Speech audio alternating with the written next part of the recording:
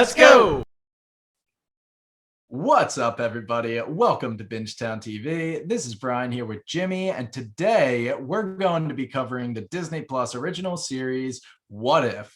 This is going to be episode 5 entitled, What If Zombies?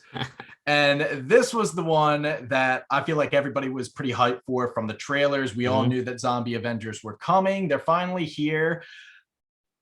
I was a little bit underwhelmed, if I'm being totally honest with you. I think I'm going to start the conversation right now by saying the past 2 episodes that we saw were better than this one. I think this is the first decline from the previous episode for sure. And it was a lot of fun. Don't get me wrong, but I feel like it almost felt like they were focusing too much on making a zombie episode to kind of like highlight the characters that they had and have it being a more character-driven episode. And they really leaned into the zombie tropes, and it was just kind of fell flat for me. And that's also coming from a place where this is still my 3rd best episode so far in What If, but could have been better. Yeah, I totally agree. We said that it was all rise for the most part, and this one was a slight decline. It actually might have been a little bit more than a slight decline, to be honest, for me. It was very fun, but every other What If episode, like you were saying, was very character driven. Each episode had a story that showed us so much character development in this 1.5 hour episode, whether it's, Captain Carter, Doctor Strange, T'Challa, everything. It was all about the characters, and this one was finally just like, hey, let's just give you guys a fun episode, and it's just simple, straightforward, and it definitely declined because of that. But I mean, it was fun. It was, and I thought that they had a lot of potential with the vision part of it, and that part could have been the character-driven part of the episode that we were talking about for the others, but it only really lasted a few minutes, and we didn't really get it. That it didn't get where I thought it was going to go. But like I said, we were waiting, like you said, we were waiting for it. Very, very fun, but not the best. Yeah, I'm glad I'm not glad that we both kind of were underwhelmed by the episode, but I'm glad that we're on the same page, because I kind of intentionally didn't react to the episode to you because I knew I kind of felt a little bit negative towards it. And I wanted it to be fresh when we got this dialogue going, but you felt the same way clearly, which is very interesting. Yeah. And I mean, it's fine, totally fine for a What If episode to just straight up go like, hey, what if zombies? And let's just have this fun episode, and let's just, throw something at the wall, see what happens. I mean, that's totally fine. I mean, I actually wasn't expecting the first 4 episodes of What If to be what they were, much character driven story, and really, we said some dark stuff, some kind very mature content, right? Very uplifting stuff too, but it was all based on the characters. This one was more just like, hey, we have this nice little action kind of episode for you, and just sit back and enjoy it. And again, it was good. I liked it, but it wasn't great. Yeah, for sure. So do we want to segue from talking shit about the episode into what voice actors we have on the docket? Yeah, let's do the normal thing. We had Hulk, was Mark Ruffalo. He's been there. He's been in a couple What If episodes. Actually, he's only in the one episode. That was my favorite one, the Avengers one. That was the one he was in. We had Chadwick Boseman back. So again, for our boy, Wakanda Forever. Yeah. He had a rough episode too. He did.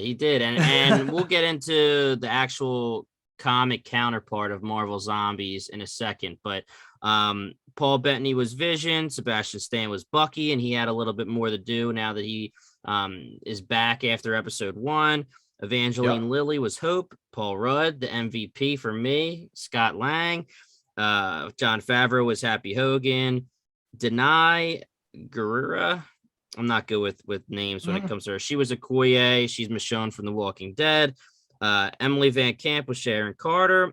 David Dastmalchian. Do you know how to say that one? That was Kurt from the Yeah, that was Kurt from the Ant-Man movies. And then, of course, Jeffrey Wright was the Watcher. Might have had a couple others here and there. The big notables here is no Tom Holland for Spider-Man. I thought the voice actor for Spider-Man, he did well.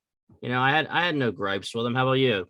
Yeah, he was solid. Yeah. No complaints, honestly. Tom Holland, he's got a voice, kind of you can recognize the voice, and he did the best he could. It was solid. Apparently, he's an actor from Mad Men. I don't know. I don't watch that show, but yeah, I didn't watch the show either. So he's like a known actor.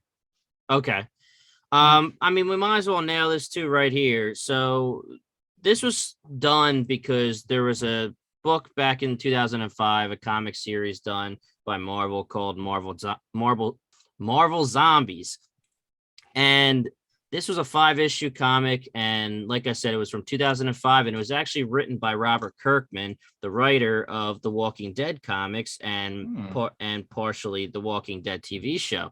And we've talked about this before on the podcast. The Walking Dead comics are phenomenal. They are completed now, fully beginning to end. Totally worth a read through. Really, really good stuff. So Robert Kirkman actually was brought on by Marvel to write this mini series. Very similar way of spreading the zombie pandemic disease, whatever you want to say. Obviously, in the show, we have the quantum virus from Hope and Hank going to try to find their mother, and she's already infected, and then it brings an infected Hank back to our world. In the comics, this is Earth 2149, another Earth, and so not our main comic Earth. And the Sentry, I don't know if you know the Sentry. I talked about him. I don't know if it was WandaVision. It might have been WandaVision that I talked about him before. He's almost like a counterpart to Superman for Marvel. He's super, super strong, but he actually has this interesting part of him where he has like a counter personality, a dual personality, where he has something called the Void, where it's like a darkness in him and he thinks he's talking to it, and you never know if it's really him with a personality disorder or if it's an actual thing, and it's always holding him back. I read a lot from him back in like the 2005 time, and I guess that's why they used him for this. So in this Earth 2149, the Sentry comes from an interdimensional, another universe, and infects the Avengers. So again, it's another interdimensional virus, similar to what the Marvel MCU used, except they use the quantum because they love using quantum for everything in the MCU. But the thing that actually like interested me was in this comic and in the show, they keep their intellect, they keep their powers. Now, they didn't really keep their personality as much in the show. They do in the comics. So it's almost like in the comics where I'm infected and I'm still me, but I just want to eat humans. And that's, so I'm still like Captain America is still Captain America. They're still, but they just have like this. It's like you're turning into a vampire and you need blood, Gotcha. So this would then diverge because they were textbook zombies, right. They had no mental cognition, but they still had intellect, but they just weren't themselves. That's where I was confused. Now they had their powers and their abilities, and the abilities I can buy. Scarlet Witch, yes, she would still be able to do her stuff. Captain America would still have his super serum juiced upness. Right. Could Falcon really pilot that suit? That's Could what I'm Iron saying. Man still power that suit? We are so used to, The Walking Dead and any other zombie genre movie or TV show or book that we've been reading or watching in the past however many years since it got really huge. We're used to the zombies. Just as soon as you're bit, you're just mindless. You're a mindless zombie, just going about your day trying to eat some humans. So the fact that they showed up as the Avengers right away with Iron Man, Doctor Strange, and Wong, and they're actually fighting and they're doing this and they're doing that, and they're like, I was confused right away, to be honest. And I actually haven't read the Marvel Zombies comic. I'm familiar with it, but I forgot that they like kept their intellect and stuff. So I was not expecting that, to be honest, when this story came about. Yeah, my feeling is, now that you're telling me the source material kind of the zombies had their wits about them, that would have been better. It seems like they went halfway in and said, well, we want them to be the brain crazed zombies, but they'd be pushovers if they didn't have their powers. Right. It's kind of an inconsistency in the writing where I wish they just had the people have their cognition, either give them their powers and their mental capacity or don't. Right. I agree. I mean, you can make it a story that has to do with a zombie outbreak, and whoever's bitten or infected is going to be mindless. And then the story is about the people trying to find the cure still. But like you said, they wanted to be able to say, like, here's Cap and he's going to throw his shield even though he's a zombie, and here's Iron Man in his suit and this and that. But like, they were kind of sitting on the fence, and I agree with you 100%. It didn't really go, go off the way that I was thinking it would. Yes, that was definitely one of the underlying gripes that I had the whole episode. Mm-hmm. Right when we first saw our first zombified Avengers, when they were able to do what they were doing, I was like, what's that all about? It was just kind of something I was like, that doesn't satisfy me. And I mean, if we want to talk about not being satisfied with the intellect or them deciding what they want to do, and we're all about it, Bingetown TV rules here. We like when they set up rules and they follow them when it comes to a universe, magic system, anything.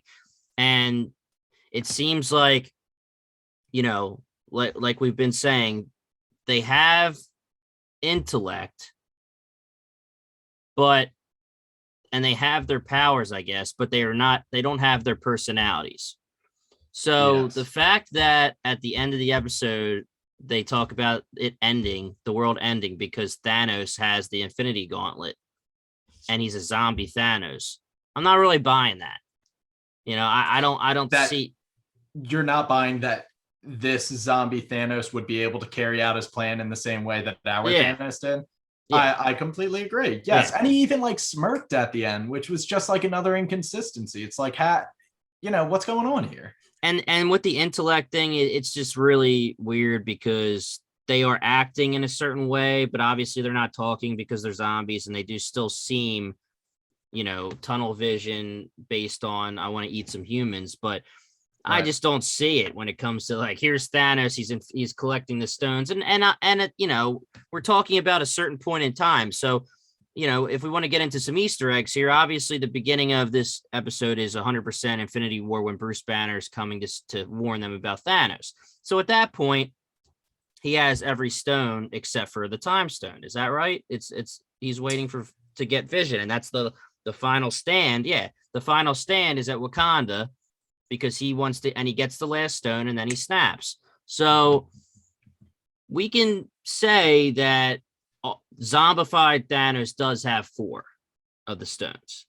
Right. And they end this what if episode saying that they're trying to save the universe by and cure this outbreak by taking the stone to Wakanda to test on it to make the cure. And then that's what causes Thanos to get it and then snap and destroy the universe. Right. So yeah, he has 4 when he gets zombified, but you're telling me that he's going to go get the 5th one, put it on, and decide, all right, this is what I want. Because we know when you're doing the snap, you're thinking of what you want when you snap. You want still his genocide. Right. That's wildly efficient. It's not genocide if it's random. You know what I'm saying? We learned that from his other what if episode. But it's, again, I took it like, this is just supposed to be a fun episode. Let's just what if zombie happens? Let's just watch it and enjoy it. But those are the kind of things that did bother me a little bit. Yeah, it's almost after the first 4 episodes, how they've kind of gotten us used to these more deep plots. It almost took away from this one just being that fun zombie ride, because I'm like you were saying, the Vision stuff, that is more what I was craving at this point in the series, kind of like a deeper look into one or multiple characters. And they also had a great cast of ragtag Avengers, kind of the leftovers after the A-Team went and got mauled by the zombies, which was another huge gripe I had. You're telling me their best plan was to come off of a ship in the Pacific Northwest and just get owned? Come on, Cap, what are you doing? And that's another thing. So the first person to get bit is Cap, because Hank, as zombified Hank, gets small and bites him on the neck. He's using his suit as a zombie. And I guess that's what those are the rules that they came up with for this episode, that they can still use their powers and the technology that they are given. Yeah, it was just really bizarre all over. I thought that was a weird choice, that they kind of picked and choose what these zombies were going to be capable of, and one that I didn't like. I would have really appreciated if this was episode 1.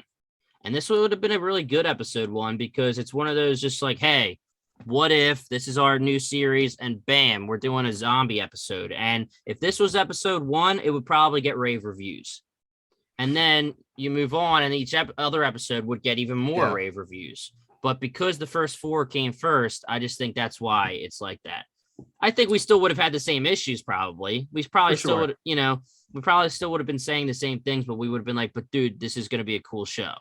I think that's how it would have went. Yeah, absolutely. Absolutely. Something else I wanted to talk about was this kind of Vision story. And I thought it was very cool how they played on this concept that they set up in WandaVision, that Wanda physically could not let Vision go. And now they played out in what if Vision was the one that had to let go of Wanda, and he once again in his grief could not allow himself to let go, and he betrayed his android instincts and just his usual ability to make the logical choice. And in this one, even Vision succumbed to his grief and made the worst choice and turned his back on humanity and his friends. It was just very interesting to see that play out. But it was so brief that you kind of got it and then it was gone. I think that if we could have gotten our, like you said, ragtag Avengers to them quicker and made that more of the climax and the plot of the show, of the episode, then it would have been more like the first 4 episodes. I mean, we could have even gone a little bit more into the whole Hope and Hank trying to get their mom back and bringing the virus to the Earth. That was a cool way of doing it, just to bring it back to the movies, into the current MCU. I thought that was fine. But again, I thought you could have gone a little bit deeper into that too. And even Scott, I mean, he was phenomenal as a comic relief. I mean, Paul Rudd is the GOAT, he really is. He's a gem. But I mean, I might have expected a little bit more of a devastation that Hope again is dead for the second time, saving him. Yeah, so I actually got a really good quote from a writer, Tom Jorgensen of IGN, and the quote is this: "It often feels like What If can't decide whether or not to take the zombie apocalypse seriously or play it for laughs, and episode 5 suffers from that lack of clarity."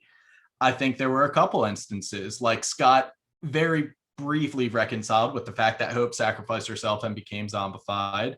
Also Happy saying like ow with an arrow through his chest and still going blam, blam, blam while being carried off into the abyss. Come on now, that's a little gimmicky. This guy also had pretty big gripes with the fact that they even included that little Spidey orientation video, which I thought was really funny. Yeah. And I feel like Spider-Man is the only one whose grief and hope, despite that grief, is the only one that felt really genuine. Yeah. I agree. And while we're on that topic, this is the first time we're confirming it being said out loud that Uncle Ben was killed or is dead in our current MCU. But I agree. Like, I thought that they did well with Peter putting the smile on his face and saying it's because, if all these people die and they can't smile, so you do it. My Aunt May taught me that. You do it for them.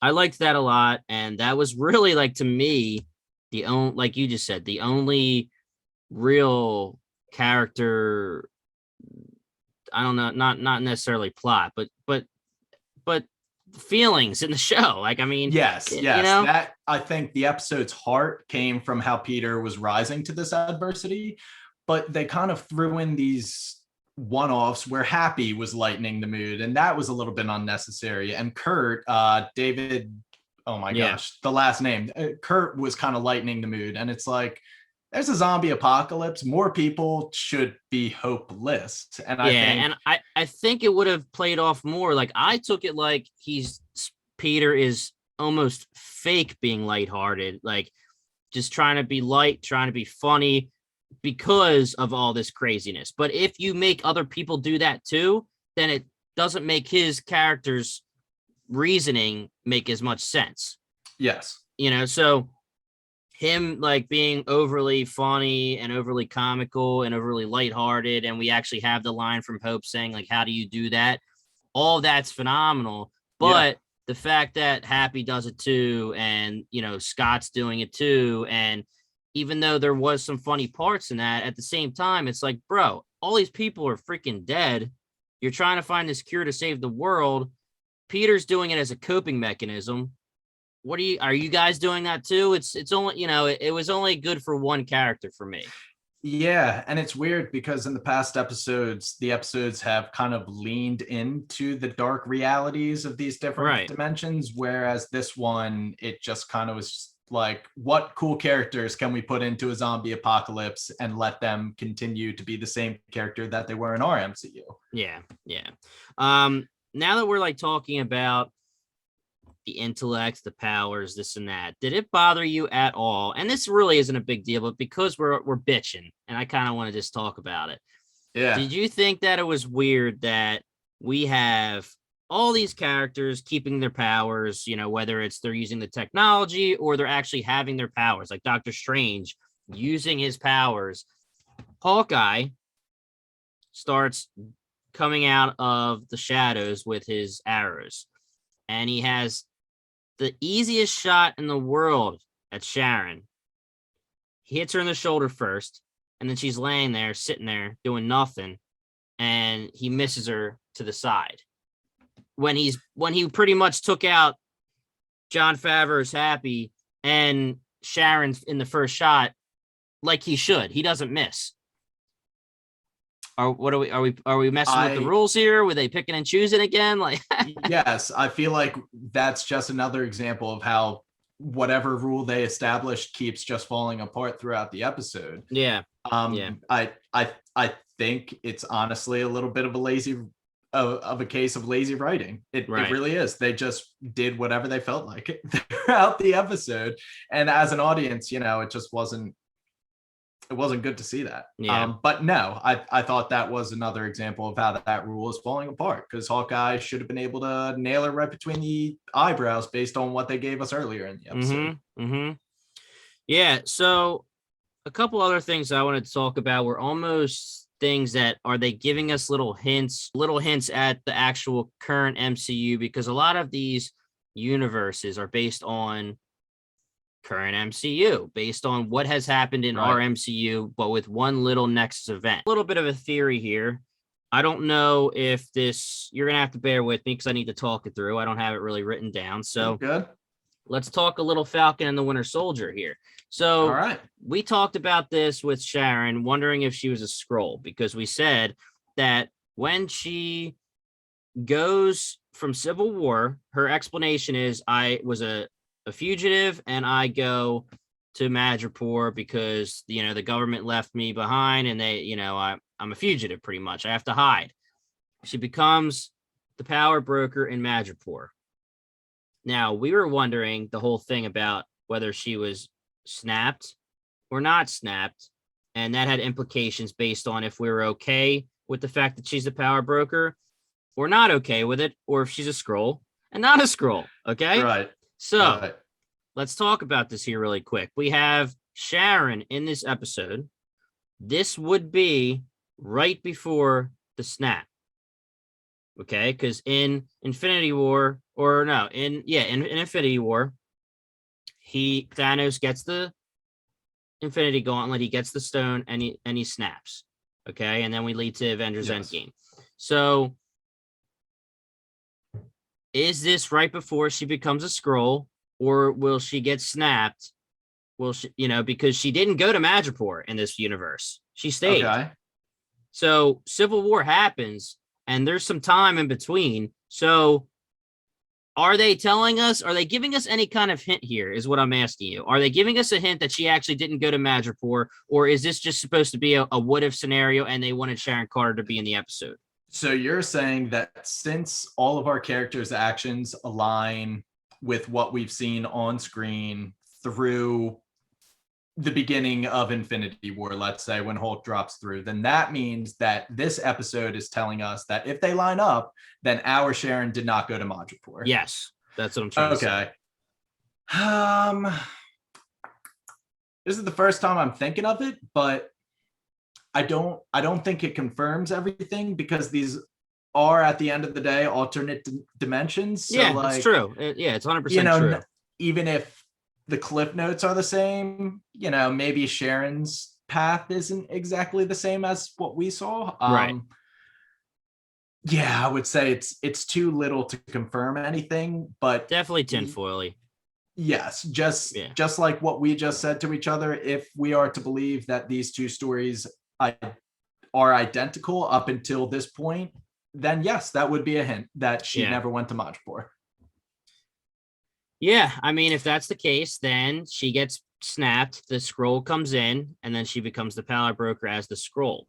And we'll see that during maybe Secret Invasion. But who knows? I mean, I just wanted to bring it up. I know it was kind of thin, but I actually just I don't even know why I thought of it, to be honest. I'm watching this and of anything, I'm thinking Sharon, because, we haven't gotten Sharon in a long time besides Falcon and the Winter Soldier, so she's fresh on our minds because we covered her on the pod. And I was like, all right, let me think about this a little bit. Yeah, I really like that Sharon as a Skrull theory too. So whenever I see her, like you just said, we don't see her too often. So whenever I do see her, I'm always thinking about that Skrull theory. Right. And it's always great to talk fat dubs. Yeah, man. Fat dubs. I love it. And she dies in this one. So Skrull could still take over, but people actually saw her die in this one. We already talked about the blip being the perfect cover for Skrulls to jump in. And I don't see how that's not the explanation that we're going to get during Secret Invasion. It's gotta be. It just seems like the perfect thing. They also have, in the wake of the Snapping and the Infinity Saga events, they have time and time again gone back to how the blip has impacted the world, still recovering from it. Right. So yes, having the Skrulls use the blip to invade would be perfect. Yeah. I honestly, that's all I really have for this episode. I think we did, we might have been a little hard on it. I did laugh a good amount. Wingardium Leviosa by Scott, him in general. Look, the quips hit. Yeah. I did laugh. I just didn't want to laugh based on what the episode should have been. I wanted it to be serious, maybe a laugh or two here and there, but that's not what I got. I got an episode that didn't know whether or not it wanted to be a serious zombie-based episode or if it wanted to be a lighthearted take on the zombie apocalypse. Right. Either way, I think we were both a little bit unsatisfied with the episode as a whole. Yeah. This is one of the first times that I'm okay with doing the point scale because I know that we can go down, because the problem was that I kept worrying that we were going to have to keep going up and I'm going to get too close to 10.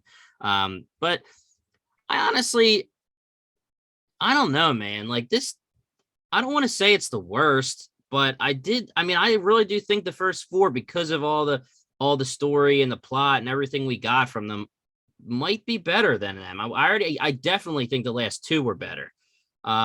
Episode 1 and 2, I still think might have been. I mean, episode 1 was fun and it was really, it showed a lot of heart for Steven and Peggy, but maybe that was a little too simplistic and a little too familiar. And maybe that's why the zombie one might be a little bit better than that one. But otherwise, I honestly think this might have been the worst in my opinion. And again, when I say worst, it's not saying it's a bad episode. I enjoyed every episode so far that we've gotten. Yeah, it was cool. I think I just thought that they had a very strong premise in the Zombie Avengers, and they didn't really cash in on it as well as they could have. And I think this will be inconsistent with my number rankings of the past episodes, but as an objective reviewer, I'm going to give this one, I'm going to give it a 5, even though I said that this was not my least favorite of the 5 episodes. So me, Brian reviewer, would probably rate it higher, but I thought you could tear this episode to shreds pretty easily if you wanted to, and Yeah. none of the other episodes could I really nitpick it to the extent that I did this one. Maybe I'm just a little bit upset that they kind of were lazy in the writing, but yeah, I'm gonna give it the 5 out of 10. Yeah, I when I said it earlier, I honestly believe that if this was the first episode in the What If series, it would have been loved as the first episode.